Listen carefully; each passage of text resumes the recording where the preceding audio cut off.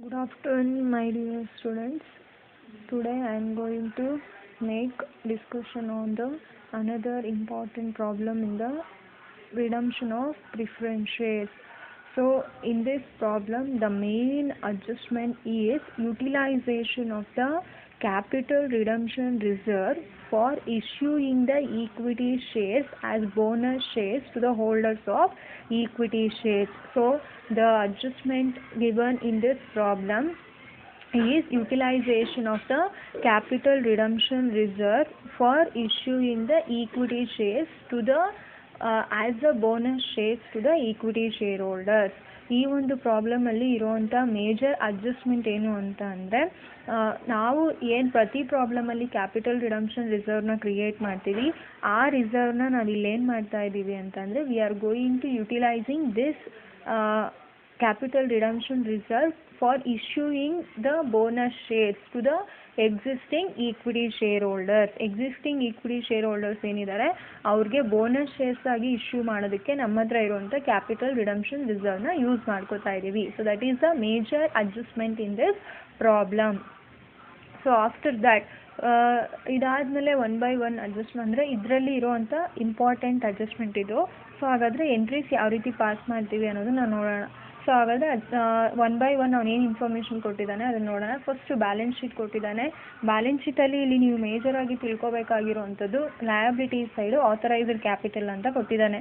So authorised capital is the capital which should be the company has the authority to issue the capital or issue the shares.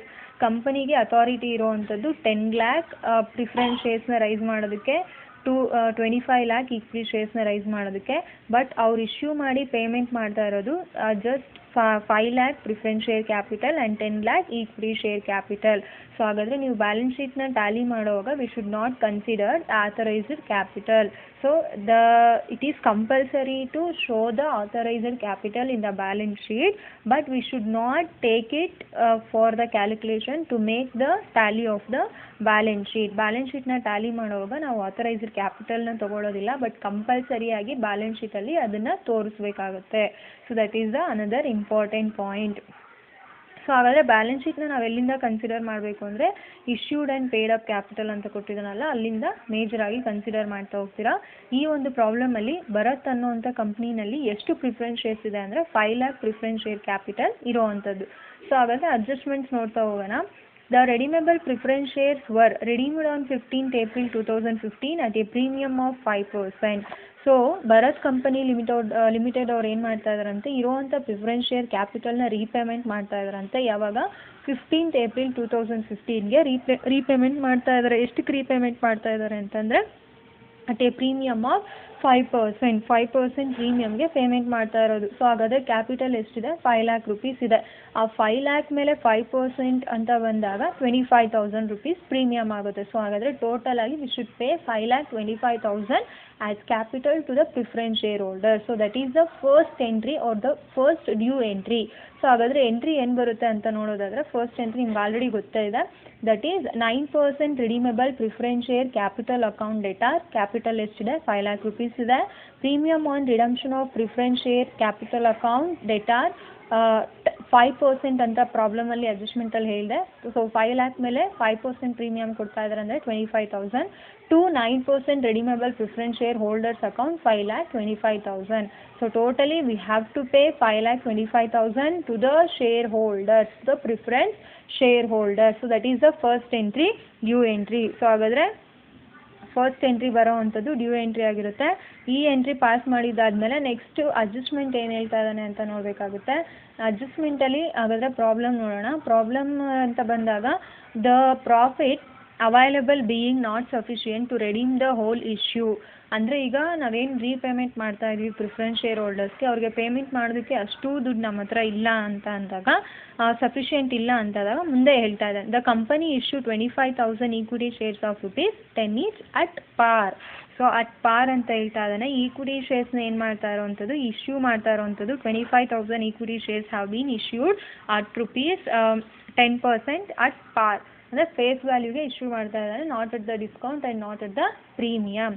So ಹಾಗಾದರೆ 25,000 equity ಶೇರ್ಸ್ನ issue ಮಾಡ್ತಾ ಇದ್ದಾನೆ ಅಂತ ಅಂದರೆ ನಮಗೇನು ಬರುತ್ತೆ, cash ಬರುತ್ತೆ. ಸೊ ಹಾಗಾದರೆ ಎಂಟ್ರಿ ಏನು ಬರುತ್ತೆ ಅಂತ ನೋಡೋದಾದರೆ ಕ್ಯಾಶ್ ಬರುತ್ತೆ ಅಂತಂದರೆ entry bank account data to equity share capital ಅಷ್ಟೇ. ಅಮೌಂಟು ಎಷ್ಟು ತೊಗೋಬೇಕು ಅಂದರೆ 25,000 ಇಂಟು 10 ಮಾಡಿದ್ರೆ ಎಷ್ಟು ಬರುತ್ತೆ, 2,50,000 ರುಪೀಸ್ ಬರುತ್ತೆ. ಸೊ ಹಾಗಾದರೆ ಸೆಕೆಂಡ್ ಎಂಟ್ರಿ ಇಂಪಾರ್ಟೆಂಟ್ ಎಂಟ್ರಿ ಬರುವಂಥದ್ದು bank account data to equity share capital account 2,50,000 ಬರೋವಂಥದ್ದು. So that is the second important entry for issuing the equity shares for the purpose of repaying to the preference shareholders. Usually that means that equity shares in this problem are issued at a par, not at the premium or not at the discount. So next to adjustment ಗೆ ಬರೋದಾದರೆ adjustment ಅಲ್ಲಿ ಏನು ಹೇಳ್ತಾ ಇದ್ದಾನೆ ಅಂತ ಬಂದಾಗ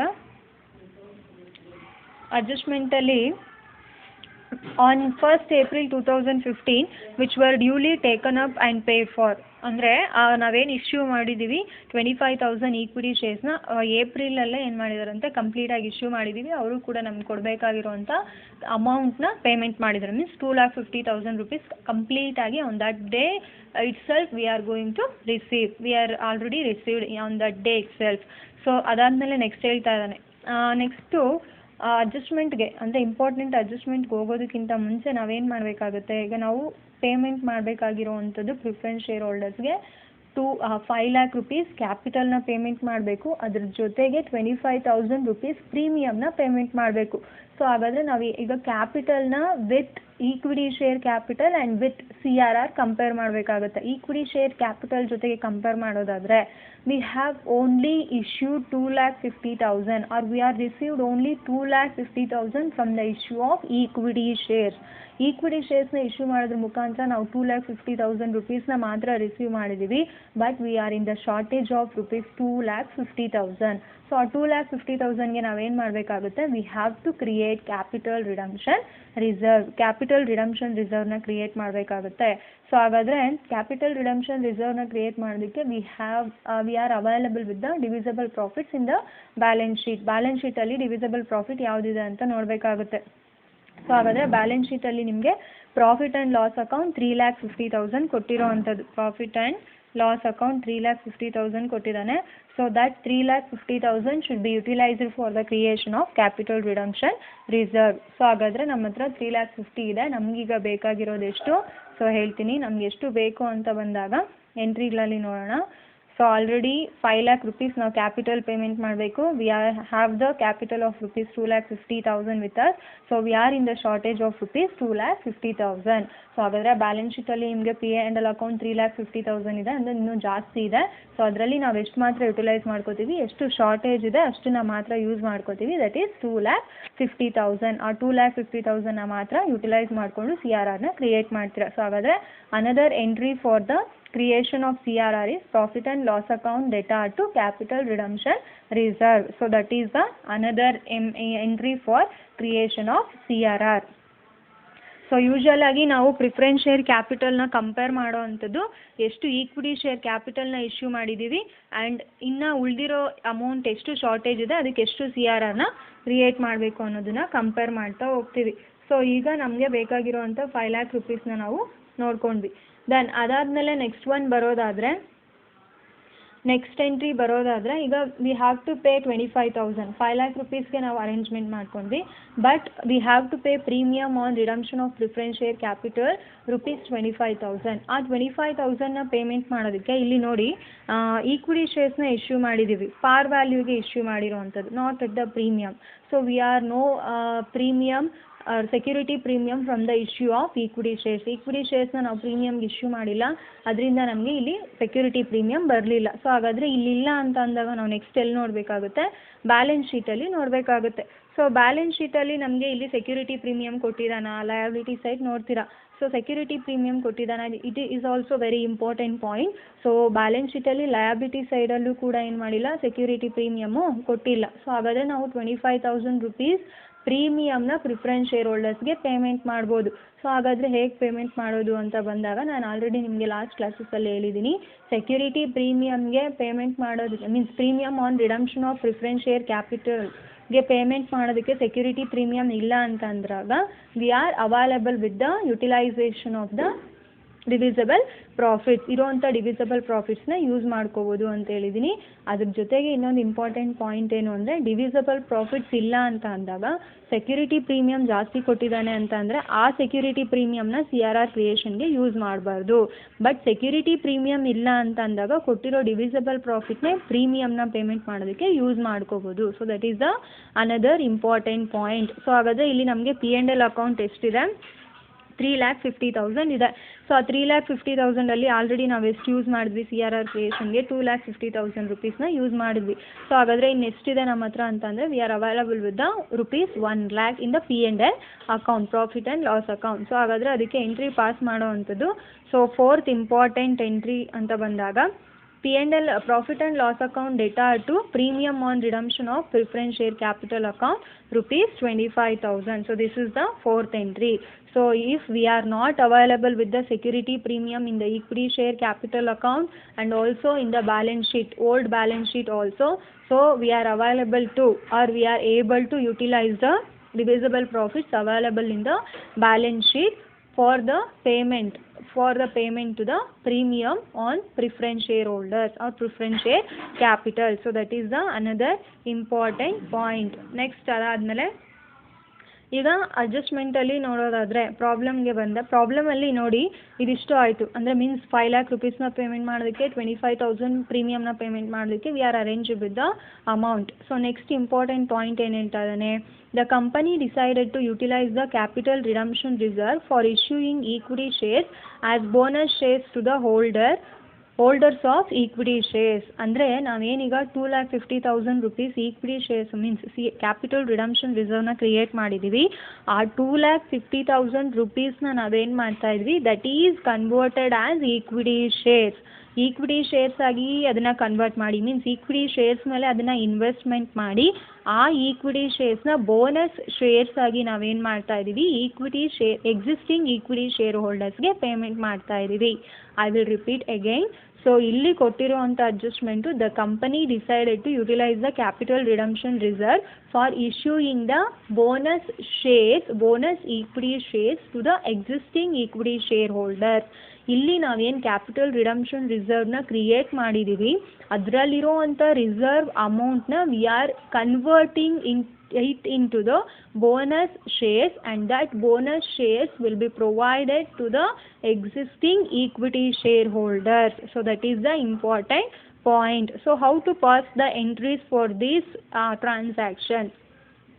ಯಾವ ರೀತಿ ಎಂಟ್ರೀಸ್ನ ಪಾಸ್ ಮಾಡೋವಂಥದ್ದು ಈ ಟ್ರಾನ್ಸಾಕ್ಷನ್ಗೆ ಅಂತ ಬಂದಾಗ ಫಸ್ಟು ನಾವೇನು ಮಾಡಬೇಕು, we have to convert the reserve into the bonus shares ಆಗಿ ಕನ್ವರ್ಟ್ ಮಾಡಬೇಕಾಗುತ್ತೆ. ಸೊ ಹಾಗಾದರೆ ಎಂಟ್ರಿ ನೋಡ್ಕೊಳ್ಳಿ, capital redemption reserve account data to bonus shares to equity share holders account. Capital redemption ರಿಸರ್ವ್ನ ನಾವೇನು ಮಾಡ್ತಾ ಇದ್ದೀವಿ, ಕಂಪ್ಲೀಟಾಗಿ ಬೋನಸ್ ಶೇರ್ಸ್ ಆಗಿ ಕನ್ವರ್ಟ್ ಮಾಡ್ತಾ ಇದ್ದೀವಿ. So that capital redemption reserve have been transferred to the bonus equity share capital account. bonus equity share capital account ಗೆ transfer ಮಾಡ್ತಾ ಇದ್ದೀವಿ. So that is the first entry. ಇಲ್ಲಿ 2 ಎಂಟ್ರೀಸ್ನ ಪಾಸ್ ಮಾಡಬೇಕಾಗುತ್ತೆ, ಅದರಲ್ಲಿ ಫಸ್ಟ್ ಒನ್ ಇದಾಗಿರುತ್ತೆ. ದೆನ್ ಈಕ್ವಿಟಿ ಶೇರ್ಸ್ ಆಗಿ convert ಮಾಡಿದ್ದಾದಮೇಲೆ next we have to issued it to the equity shareholders, existing equity shareholders.